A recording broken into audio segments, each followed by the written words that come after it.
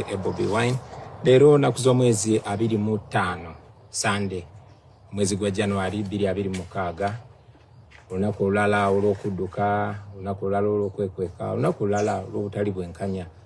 mwalaba bukyanga amagye ne poliisi balumba amaka gange poliisi esirise kikulaga nti mu nfuga nga family rule nga family emu yawamba eggwanga lyonna n'ebitongole tebikola mulimu gwabyo poliisi esirise muhozi ye kyakola basirika busirisi ne bwe kiba kikyamu poliisi gye yakozesa okulumba amaka gange poliisi tewangako statement yonna tibagenze ne bakuba mukyala wange ne bamenya ennyumba yange olw'ensonga eno beeno tewali musango gwonna gwe nazza bagamba tebanoonya then ne bagenda ne bamenya amaka gange bali baagalayo ki ne bamukuba mukazi wange nga babanja Kyagulanyi lwaki tebampita nti nyina omusango Human Rights Commission mukyala wange Dya yagamba agenda wanga kyalire ku mukyala wange and indeed bagenda ewange nga bagenze kwesanitizing na kulaga nti balina omulimu gwe bakola ku ddembe ly'obuntu omukyala wange bamugalidde waka amagye gakyali ewange naye bukyanga mukyala wange alumbibwa ne bamukuba ne bonoona amaka gaffe tewali Human Rights Commission yali akoze ekyewuunyisa ne bakitaffe mu Katonda aba Interreligious Committee olunaku nga tebanalumba mukyala wange baali waka era bamusanga nga bamusibidde waka ng'enjala emuluma era nabibagamba byonna naye songa bbiri ze bayogerako ekisooka bamubuuza Bobi Wine ayagala kucyankalanya ggwanga naye ate nga tuzze nga tubagamba mwenna byonna byetwogera tubyogera mu lwatu ate nga biri mu mateeka kukayinira ddembe lyaffe nakulekerawo okunyigirizibwa olunaku olwaddako ne balumba amaka gange mukyala wange ne bamutulugunya sinawulira kigambo kiva mu bakitaffe mu Katonda bawanye ekitiibwa naye ndowooza buli omu yandisitudde eddoboozi lye ku butali bwenkanya obugenda mu maaso nga bukolebwa abo abalina okuuma eggwanga abo abalina omulimu ogw'okukola emirimu gy'eggwanga anyway obuvunanyizibwa bwonna buli eri mmwe bannayuganda mwalaba Chief Justice nga bamulayiriza ekisozi kiringa nze bwe nayita Chief Justice nti ebusaabala gyalayirire kikulaga nti Museveni eggwanga lirabanga private property ye kakati oyo we yayise n'amulayiriza ewe ku faamu bw'osuubira otuwa obwenkanya ekikunonyolwa ensonga lwaki tetwagenda mu kooti bannayuganda omulimu guli eri mmwe obuvunanyizibwa buli eri mmwe era obusobozi buli eri mmwe nze okuba nti siri waka kati navaayo mbalage nti buli omu ayina wasobola okubaako kyakola amagye gonna ganoonya omuntu omu naye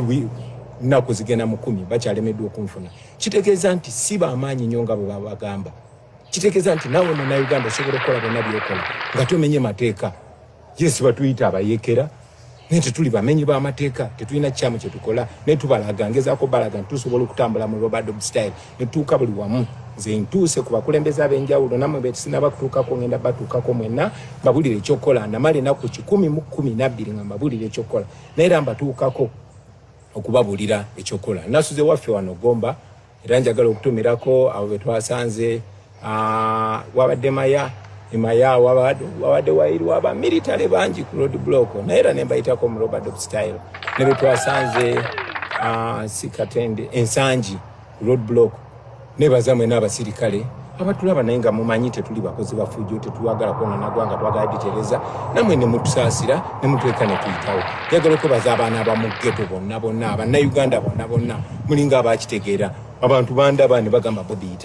yita wano kuba mumanyi munange siri mumenye w'amateeka nwanirira ddembe lyange n'eddembe lyammwe era nja batuukako kati olunaku lwa leero nsula mukono ono ebona mboze munteekereko ekyeggulo ate nze ndyampuuta naye mukiteekewo wakati wa ssaawa emu kitundu n'ebbiri kitundu kuba ssaawa 3 nyina okuba nga mpiseemu kati olwo bajje bakuba embooko n'oyo mwami bakireke muleke bakitegeere mwena nja batuukako bannayuganda mwenna baagala nnyo people power our power nze nkyalimu bana abasajja mbalimu nammwe mubeeremu bwe tukola bwe tutyo buli omu nakola kyalina okukola tusobola okusituka omulundi gumu nzize mbagamba tebalina busobozi obwo busitopinga ekintu ng'obudde bwakyo bwatuuka bw'oba okiwakanya use me as an abannayuganda oyo nno ye Robert Kyagulanyi Ssentamu emboozi ye bw'ogiwuliriza alina obubaka bw'asindika eri bannayuganda singa muba mubukutte kitegeeza nti ayagala musituke wadde nga mukyetuddeko akugambye alambula ababaka ab'enjawulo n'ababuulira ekiddako bw'alambula ababaka n'ababuulira ekyokukola